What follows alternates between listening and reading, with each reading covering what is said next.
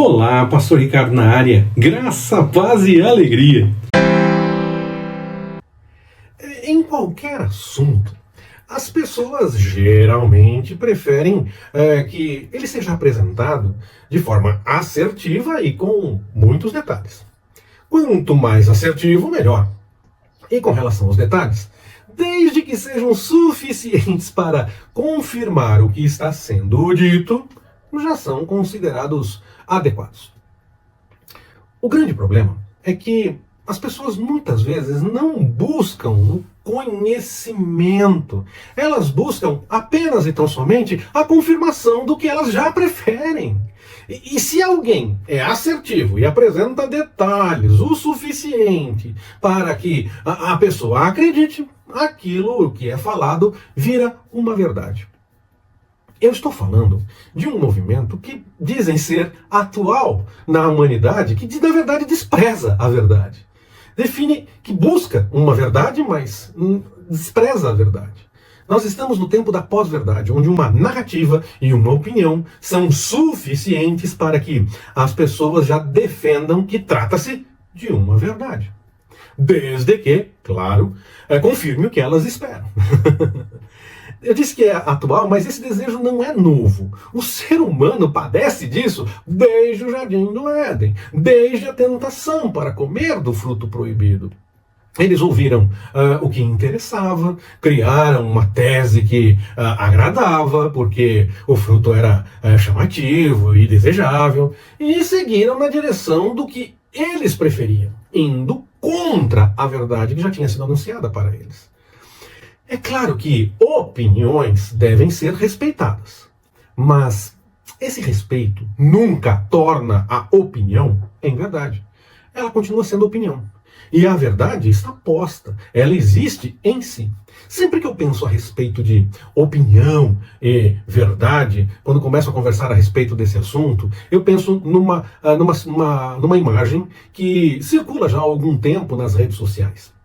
Nessa imagem tem um número e duas pessoas, uma de cada lado desse número.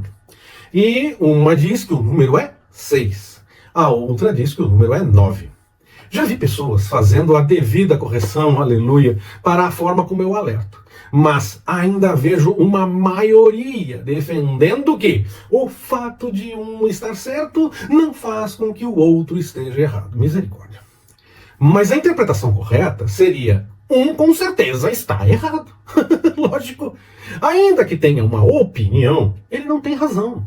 Porque quem colocou aquele número ali, essa pessoa tinha um interesse, tinha algo em mente naquele momento. E essa é a verdade, independente das opiniões. Nós podemos deduzir pela sequência, pelo que vem depois, pelo que vem antes. Nós podemos avaliar até a posição em que o número foi colocado em relação ao espaço em que ele está. A menos que esteja lá simplesmente jogado, sem pensar em nada, para causar exatamente esse efeito, que cada um pode pensar o que quiser. Se não for isso, há uma verdade. Um número foi pensado quando ele foi colocado ali. O fato de uma pessoa ter uma opinião diferente dessa ideia original nunca fará ela estar certa ou com razão. Apenas tem uma opinião, que sim, mesmo errada, ela deve ser respeitada. Mas nunca, mesmo respeitada, pode ser defendida como uma verdade. Quando nós conversamos sobre escatologia, as pessoas geralmente gostam que se defina quem é a besta, o que é a marca da besta, qual é a nação do norte, de acordo com o texto bíblico de Ezequiel, entre tantas outras coisas. Parece que faz sucesso ser assertivo nesses temas. Acontece que os fariseus nos dias de Jesus, eles eram assertivos a respeito de como seria o Messias, como ele iria cumprir as profecias anunciadas. E olharam para Jesus, mas não viram nada do que eles pensavam nele. Tinham uma definição, uma série de coisas que vestiam a profecia. E essas coisas tinham que acontecer exatamente daquela forma que eles definiram. Quando Jesus cumpriu as profecias, mas não do jeito que os religiosos de seus dias esperavam, eles não conseguiram notar. E exatamente por isso, eu tenho temor e tremor diante de definições que a Bíblia não diz com todas as letras. Mas outros já definiram quem era a besta, e já tivemos muitas pessoas, algumas que já até não estão mais entre nós, que eram a besta, achavam isso.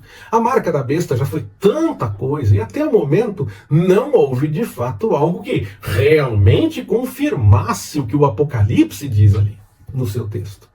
Mas as pessoas já definiram, eram assertivas, apresentavam detalhes suficientes e muitos acreditavam naquilo. Sobre a besta especificamente, por exemplo, nós temos em nossos dias, pelo menos, 3 candidatos que são falados. Eu não vou citar quais são os 3, mas quem acredita que é um desses sempre está acompanhando o que essa pessoa acaba fazendo e o que está em volta dela, os detalhes os mais variados, para tentar confirmar, esse é a besta. Pelo menos 3 candidatos atualmente. E já houve muitos outros no passado, alguns que já nem estão mais entre nós. A nação que virá do norte, de acordo com o texto bíblico de Ezequiel, já foi definida há muitos anos, por mera briga política. Mas definiram que é essa nação e só pode ser ela. Eu tenho um entendimento a respeito do papel dessa nação do norte, de acordo com Ezequiel, que nós vamos conversar, permitindo o Senhor, nesta sequência de mensagens sobre escatologia. Se possível, já na próxima mensagem. Claro, sempre permitindo o Senhor. Eu não gosto de definir pessoas, objetos, formas específicas, nações, essas coisas todas. A menos que seja dito de forma conclusiva na Bíblia, ou que o Senhor permita uma revelação. Sem isso eu não falo de forma assertiva. Então você não vai encontrar nestas mensagens a respeito de escatologia nenhuma definição assertiva. E eu espero que isso não seja um problema, porque eu, na verdade, vou apresentar o que a profecia diz, para que nós estejamos com atenção aos eventos, aos desdobramentos da questão histórica. Da forma como as pessoas normalmente preferem, com detalhes e sendo assertivo, nós corremos o risco de acontecer conosco o mesmo que aconteceu com os religiosos nos dias de Jesus. Deus vai cumprir a profecia. Isso eu tenho certeza. Mas se ele fizer algo diferente da forma como as pessoas já definiram que é a única forma de ação, elas não vão notar que os eventos estão acontecendo. Eu vou apresentar a conjuntura, o que nós devemos observar para notar o cumprimento da profecia da forma como o Senhor definir no correr da história, como ele vai definir que isso vai virar história. Essa é a forma como a profecia é apresentada na Bíblia. Então nós temos que estudar isso. Espero que você acompanhe estas mensagens e que possa entender um pouco mais o que a Bíblia realmente revela sobre escatologia nos assuntos que vamos conversar. E que, claro, com esse conhecimento você possa notar o desenrolar da história, entendendo o acontecimento quando ele se tornar realidade. E também para que você possa falar para mais pessoas, para que mais gente possa estar preparada para os eventos em si.